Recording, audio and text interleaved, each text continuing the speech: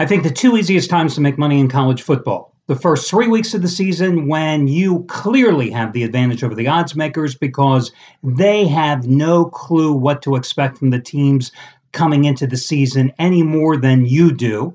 So again, you're going to find the softest lines out there. And then at this stage of the season, because we have now watched these teams go through 9, 10 games, some even 11, and you've got patterns that have been established. You have teams that have simply called it a season because they've got nothing to play for. You have teams that are motivated, trying to win their various conferences and leagues, teams that are in the hunt for the college football playoff position, teams that are trying to become bowl eligible. So you also have teams that are worn down, teams that are playing consecutive road games, teams that have suffered injuries that have taken their toll. Now, 10 years ago, it was different. You would have maybe said, and I would have probably agreed, that the college bowl season would have been an advantageous time.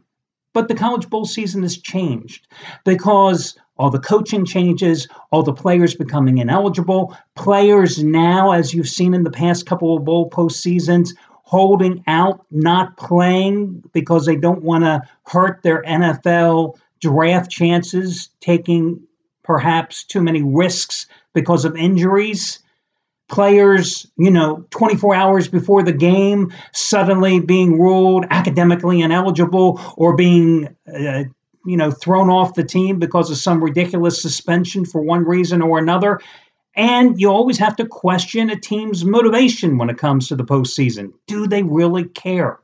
So the bowl season, not exactly my favorite time of year. So that's why I've come out today with another big play. Now let's backtrack. 7 days ago, today, I came out with an ultra rare 30-dime release. It was my first one in college football going back to the 2014 season, and you know what happened. I had Arizona minus 21 points at home against Oregon State. They jumped out to the 21-0 lead. It was 28-21 all throughout that game. Oregon State scored late, and it ended up in a push. Well, listen, it was a push. Nobody won, nobody lost, but I felt bad because to me, it was as good of a loss. Oh, yeah, you didn't lose money betting it, but you paid for it. So I decided to make good. And I made sure that you got the next day's play, which would have been a 30-dime play in the NFL, which I'd won 2 Sundays ago, my first since January 18th, 1995, right? January 18th, 2015, when I gave you the Cowboys over Kansas City, I was going to have another one. But instead, I had to relegate it to top-rated 15-dime status within my money management principles. And how easy was that one? The Rams, after a sluggish first half, laying the 13 points, took care of business against Houston 33-7. And that was a nice make good. So that puts me in position today because last Saturday's card was good. Today's card is much better. And I found a game. There's 11 of them going at noon Eastern time. And there's one that I absolutely love. And I'm calling it my 17-point burial blowout because I found a team that I think is actually undervalued as a chalk going against a team that I think is just in a beaten down position. And it's going to be another one of those ultra rare 30-dime releases. And it's going to be the half price play of the day. Because again, I just don't believe you have to spend big money to make big money. And that coupon code is naturally the word HALF, H-A-L-F. We don't have to get real technical here. Let's make it simple, right? And let me once again give you the forewarnings.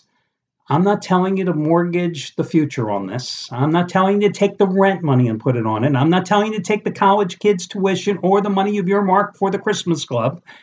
I'm telling you to bet within your means because if you never bet more than you can afford to lose, you can never get into that deep financial abyss from which there is no escape. This is a 30-dime play. 99% of my plays are rated between 5 and 15 dimes. I love to play. And that's why it's the half-price play of the day as well. And again, it goes on the early card. Now, there's other guys that have big plays today going too. Quickly, Matt Rivers, who has had 2 blank check NFL releases so far this year, and they've been easy ones. Cowboys, 33-19 is a 2-point favorite at Washington. Rams, 51-17 over the Giants 2 Sundays ago. His first one in college football, only the 21st ever in the 15 and a half years that he's been a charter member of this site. It goes on the nighttime card, and it's over half price off, just like those two NFL plays were. The coupon code is blank. How about Tommy Brunson?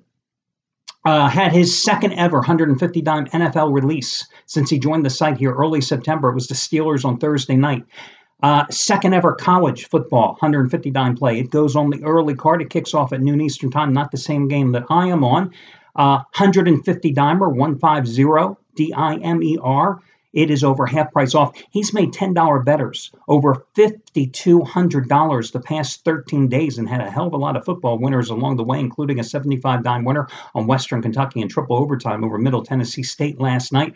So those are among the big plays going today. And remember, today being Saturday, you can save 24% off your total purchase price, a coupon code that could potentially save you hundreds of dollars off your total purchase today by using coupon code 24%. It's a mix and match coupon, which means it's good for any combination of handicappers, picks, and or packages. Only stipulations, a one-time coupon usage, which means you've got to put everything in your shopping cart at one time to maximize your savings to get 24% off your total purchase price. That coupon code again is 24%, 24PERCENT. Sing it after me. If you have any coupons or questions, you can always contact customer service. Let's get to your complimentary plays.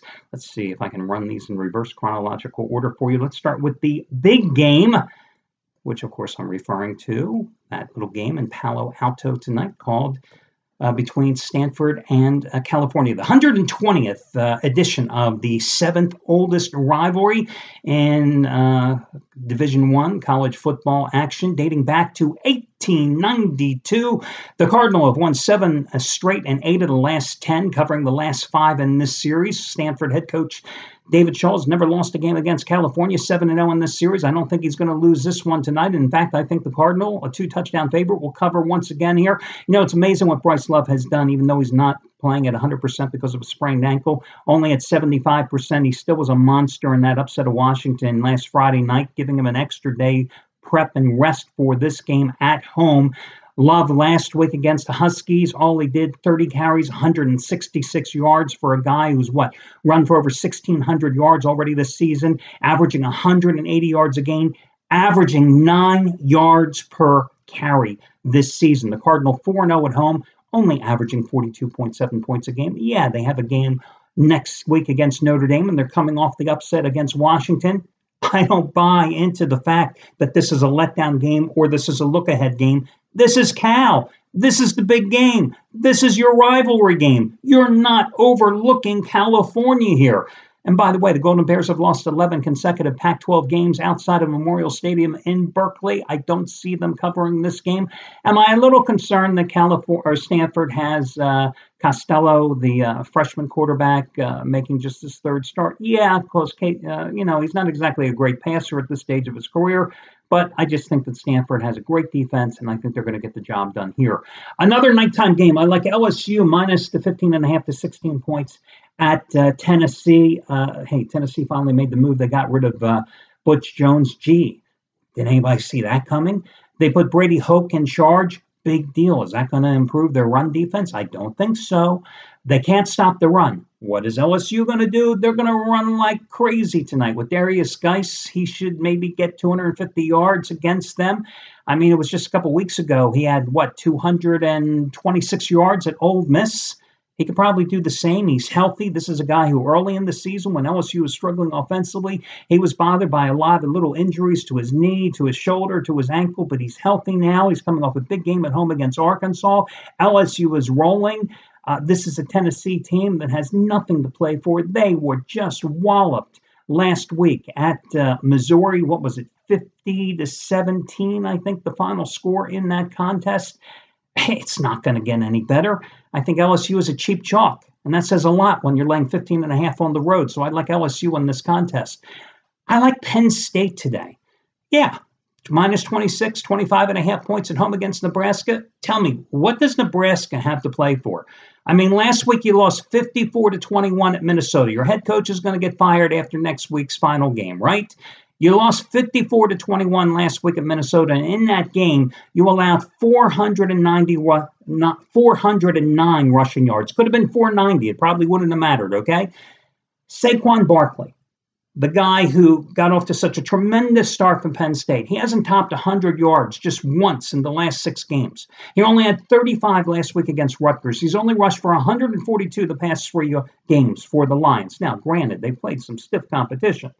This is probably, because you got to anticipate he's a junior, he's going to probably turn pro. This is probably going to be his last home game at Beaver Stadium.